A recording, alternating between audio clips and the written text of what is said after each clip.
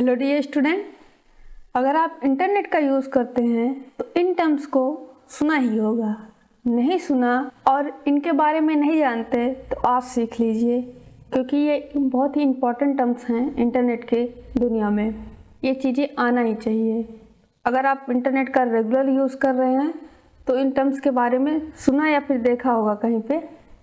Chapter के आगे बढ़ने से पहले इन टर्म्स को सीखना बहुत ही ज़रूरी है। इन सबको हम डीप में पढ़ेंगे, लेकिन इस लेक्चर में थोड़ा सा ब्रीफ में इंट्रोडक्शन समझ लेते हैं कि ये टर्म्स क्या क्या हैं। पहला है क्लाइंट। क्लाइंट का पहले हम लिटरल मीनिंग समझते हैं। शाब्दिक अर्थ कंप्यूटर की लैंग्वेज में बाद में सीखेंगे, पहले इसका लिटरल मीनिंग जान लेते हैं। किसी भी प्रोफेशनल व्यक्ति से सर्विस लेना, जैसे किसी वकील से उसकी सर्विस लेना। अब इसे कंप्यूटर के टर्म में समझते हैं। क्लाइंट का मतलब क्या है? ऐसा कंप्यूटर जो सर्वर से जुड़ा हो और वो कंप्यूटर सेम इंफॉर्मेशन सबको प्रोवाइड कराए। एग्जाम्पल समझते हैं। वेब ब्राउज़र एक क्लाइंट है जो वेब सर्वर से जुड़ा होता है और आपको इंफॉर्मेशन प्रोवाइड करता है आपके स्क्रीन पे। नहीं समझ में आया? आपको यहाँ पे एक टर्म सुनने को मिला, सर्वर। ये सर्वर क्या चीज़ है उसको समझते हैं तो क्लाइंट भी हमारा समझ में आ जाएगा। सर्वर उसे समझते हैं। सर्वर वो होता है जो क्लाइंट कंप्यूटर से रिक्वेस्ट रिसीव करता है और उस रिक्वेस्ट को प्रोसेस करके आउटपुट प्रोवाइड करता है। सर्वर कई प्रकार के होते हैं। Mail server, file server, web server, सभी अलग अलग सर्वर अलग अलग पर्पस के लिए यूज़ किया जाता है। यहाँ पे हम वेब सर्वर को समझते हैं। वेब सर्वर वेब से रिलेटेड यानी WW वर्ल्ड वाइड वेब को हम शॉर्ट में वेब बोलते हैं। उससे रिलेटेड जितने रिक्वेस्ट होते हैं उसको रिस्पॉन्ड करने के लिए वेब सर्वर का यूज़ किया जाता है। दूसरे रिक्वेस्ट को हैंडल करने के लिए बाकी जो सर्वर्स हैं उनको यूज़ किया जाता है। मेल के लिए मेल सर्वर का यूज़ किया जाता है। फाइल को स्टोर करने के लिए फाइल सर्वर का यूज़ किया जाता है। एक इमेज को देखते हैं तो इससे कंसेप्ट हमारा क्लियर हो जाएगा सर्वर और क्लाइंट का। ये सर्वर है, ये क्लाइंट कंप्यूटर है, हम लोग का कंप्यूटर है। ये सारे चीज़ें इंटरनेट से जुड़ी हुई हैं। क्लाइंट कंप्यूटर डायरेक्ट सर्वर से जुड़ा होता है। क्लाइंट कंप्यूटर के जितने भी डाटा होता है सर्वर पे अपलोडेड रहता है। यहाँ से जब कोई रिक्वेस्ट भेजी जाती है तो क्लाइंट के पास आता है पहले, फिर ये क्लाइंट कंप्यूटर सर्वर पे जाता है और सर्वर देखता है कि क्या रिक्वेस्ट आई है हमारे पास क्लाइंट कंप्यूटर से। तो सर्वर तुरंत वो डाटा को प्रोसेस करता है, क्लाइंट कंप्यूटर के पास भेजता है। क्लाइंट कंप्यूटर डायरेक्ट आप लोग के स्क्रीन पे, हम लोग के स्क्रीन पे भेज देता है। यही प्रोसेस होता है सर्वर और क्लाइंट का, यही काम होता है। होप आपको समझ में आया हो ये कंसेप्ट सर्वर और क्लाइंट का।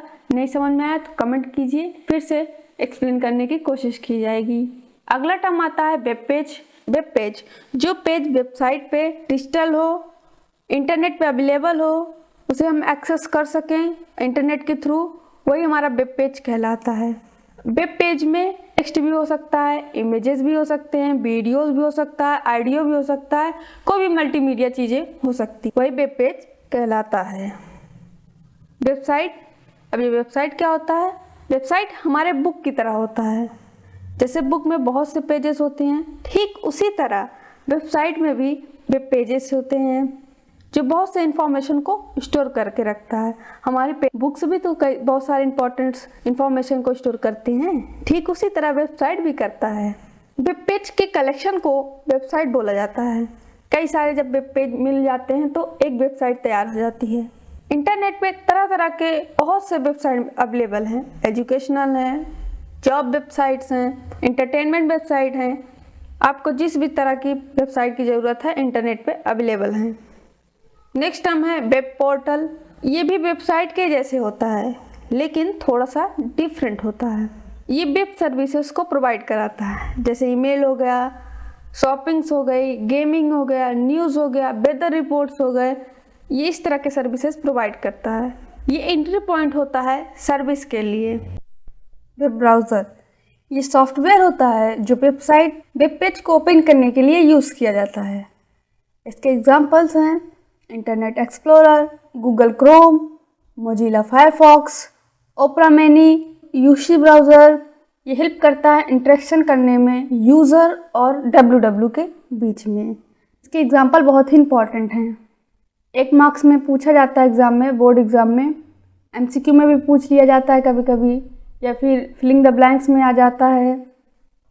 नेक्स्ट है URL। इंटरनेट पे किसी भी वेब पेज या वेबसाइट का यूनिक एड्रेस होता है।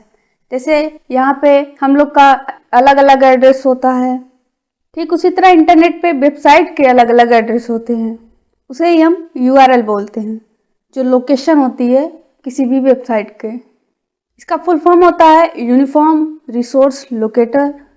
इसे याद रखिएगा क्योंकि ये बहुत इंपॉर्टेंट है, कॉम्पिटिटिव एग्जाम में भी पूछा जाता है। नेक्स्ट टर्म है ब्लॉग। ब्लॉग एक वेब पेज जैसे होता है जो पब्लिकली एक्सेसिबल होता है। ये पर्सनल डायरी के जैसे होता है, समय समय पे इसे अपडेट करते रहते हैं। इसे कोई भी ऑनलाइन बना सकता है, आप चाहे बना सकते हैं, मैं बना सकती हूँ, कोई भी बना सकता है। इसी में एक टर्म आता है ब्लॉगर। ब्लॉगर किसे बोलते हैं? ब्लॉग के ऑथर को, जो अपने ब्लॉग को रेगुलरली विजिट करता है, उसे अपडेट करता है, उसमें एंट्रीज को अपलोड करता है, वही ब्लॉगर कहलाता है। इसी से रिलेटेड ब्लॉगिंग होती है। ब्लॉग में ही लिखना ब्लॉगिंग कहलाता है। न्यूज़ ग्रुप्स, यूज़र के ग्रुप जो कॉमन टॉपिक पे इंटरेस्टेड हों और उस टॉपिक पे डिस्कशन करें, लेकिन वो इंटरनेट पे हो, चाय की दुकान पे नहीं। ईमेल, इसको तो आपने यूज़ भी किया होगा। ये इलेक्ट्रॉनिक मेल का शॉर्ट फॉर्म है।